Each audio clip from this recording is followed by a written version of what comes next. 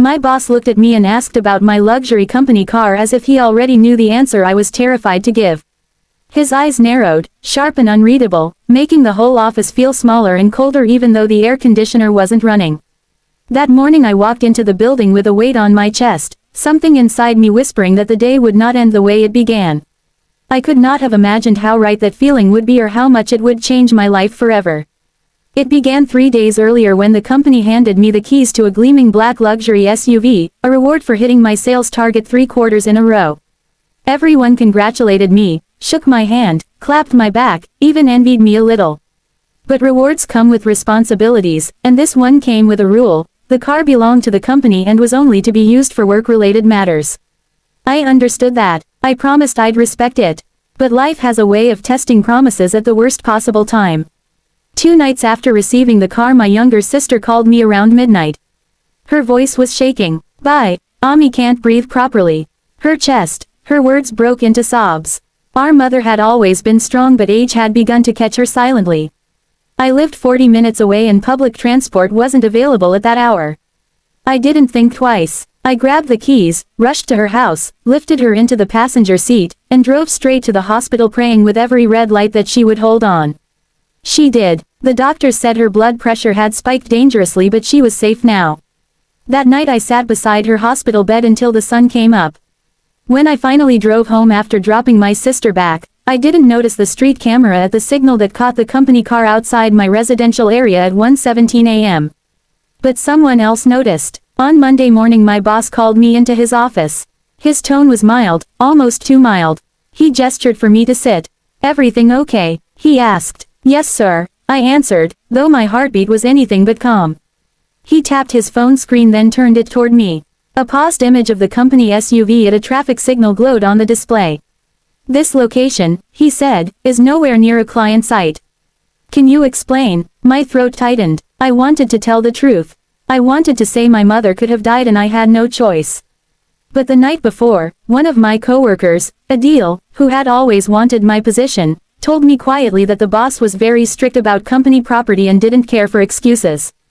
"Once he thinks you broke the rules," he whispered, "you're done. Don't admit anything unless you have proof." Proof. I had none. My mother didn't want to worry me, so she told no one what happened. My sister didn't take pictures. There was no hospital entry in my name because everything was done under my mother's ID. In that moment fear outweighed truth. I swallowed hard and said the stupidest thing I could have said: I must have parked somewhere wrong by mistake. Maybe the GPS is showing an old location. My boss didn't react at first. He only blinked slowly. "Is that your explanation?" he asked. His voice was neutral in a way that made me sweat. "Yes, sir." He leaned back in his chair, observing me like he was peeling away every layer of my words. "You're sure you're telling me the truth?" "Yes, sir," I repeated, though my chest hurt with guilt. He stared for another long moment, then dismissed me with a quiet, "All right." I walked out with trembling hands and a knot in my stomach. I felt like I had just dug my own grave but didn't know how deep it was. The next morning HR emailed me. "Urgent meeting, 11 a.m. My heart dropped. I barely slept the night before thinking about how my lie had made everything worse. When I entered the conference room, my boss, 2 HR officers, and the head of the audit department were seated. They asked me again about the car. They asked me if I had misused company property. They asked if I was hiding anything. And I kept repeating the lie. Every repetition felt heavier than the last. Finally my boss sighed deeply and said, "We did not want to reach this point, but due to inconsistencies in your statements, we are temporarily suspending your company privileges, including the car, pending investigation." My world blurred. The car wasn't the problem. The suspension was. I had worked 6 years building my reputation, climbing slowly, sacrificing weekends, ignoring holidays. Now everything was slipping out of my hands because I was too scared to tell the truth. The worst part was the look in my boss's eyes, not anger, not disappointment, but something like quiet sadness. As I handed over the car keys, guilt burned through me like fire. That evening when I reached home, my sister met me at the door. She saw the exhaustion on my face and asked what happened.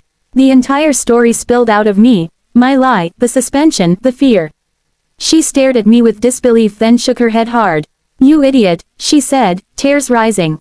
"Why didn't you just tell them the truth?" "I was scared," I whispered. "I thought they wouldn't care." She grabbed her phone. Come with me. 10 minutes later we were at the hospital. She marched to the reception and asked for the nurse who had been on duty that night. A middle-aged nurse with tired eyes came out.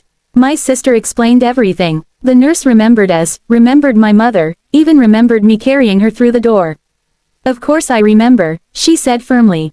Your mother couldn't breathe. You were in a panic. I stared at her like she had just thrown me a lifeline. She agreed to sign a statement confirming everything. She even added the time and details she recalled. When we left the hospital my sister turned to me. Now go clear your name. And this time, tell the truth. The next morning I requested an urgent meeting with my boss. He looked at me with the same unreadable eyes but allowed me to enter. I placed the nurse's statement on his desk and told him everything from the start. Every detail, every fear, every reason behind the lie. By the time I finished speaking my eyes burned with shame. He read the paper silently then looked up. His expression had finally changed. Why didn't you say this earlier? He asked quietly. Because I thought you'd think I was making excuses, I said. I thought you wouldn't believe me. He let out a slow breath and leaned forward. You think I value a car more than a human life? The question stunned me into silence. I'm strict, he continued, but I'm not heartless. We would have supported you. We always support emergencies. What I cannot support is dishonesty. Not because of the mistake, but because lies destroy trust. My throat tightened. I'm sorry, sir. I really am. For a moment he didn't speak. Then he said, sit. I obeyed. Tell me, he said, what did you learn from this? That fear makes people lie, I whispered. And lies make everything worse. For the first time his expression softened. Good. Then learn well. After a long pause he added, your suspension is lifted. You'll get your privileges back.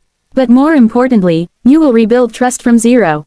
Do you understand? I nodded, overwhelmed. Thank you, sir. He nodded toward the door but just as I reached for the handle he called out, and take the car again. Next time you have an emergency, call me. That's what a team is for. I stood frozen. Thank you, I said again, but this time my voice trembled. The next few weeks changed everything. I worked harder than I ever had, arriving early, leaving late, triple checking every detail. My boss noticed. My team noticed. Even Adil, who had expected me to fall apart, seemed surprised. Months passed and slowly the weight of that day transformed into something else, strength. Honesty. Courage. One morning my boss called me into his office again. My heart jumped, remembering the last time, but his expression was lighter now. I've been watching your progress, he said. Your performance, your dedication.